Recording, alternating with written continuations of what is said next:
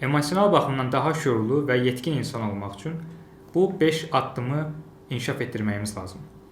Birinci, özünüzdə və başqalarında emosiyaları aşkarlamaq və yaxud təyin etmək.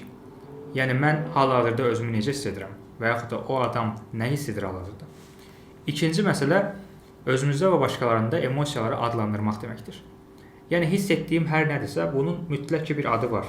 Narahatam əvəzinə, məsələn, çarəsiz hiss edirəm hal-hazırda. Üçüncü bacarıq, özündə və başqalarında emosiyaları anlamaq deməkdir. Bu da başqa cür desək, haldan anlamaq mənasına gəlir. Yəni, bu adam niyə belə hiss etmiş ola bilər və bu adam belə hiss edərsə nələr ola bilər? Səbəbini və nəticəsini anlamaq deməkdir. Dördüncü bacarıq, emosiyaları ifadə etmək bacarığıdır. Yəni, hiss etdiyimiz hər nədirsə, bunu düzgün şəkildə ifadə etmək və bastırmamaq mənasına gəlir. Və nəhayət 5-ci addım, emosiyaları idarə etmək bacarığıdır. Əvvəlki addımların hər biri normal gəldikdə, biz emosiyalarımızı daha normal idarə etmiş ola bilirik. Bu həm də bir nəticədir. Lakin müsbət emosiyalar yarada bilmək, müsbətdə daha çox qala bilmək, üstəlik özümüzü yaxşı hiss etmədiyimiz zamanlarda daha yaxşı hiss etməyə keçid etmək bacarığıdır.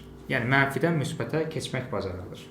Bu bacarıqlar emosional zəkanın əsas bacarıqlarıdır.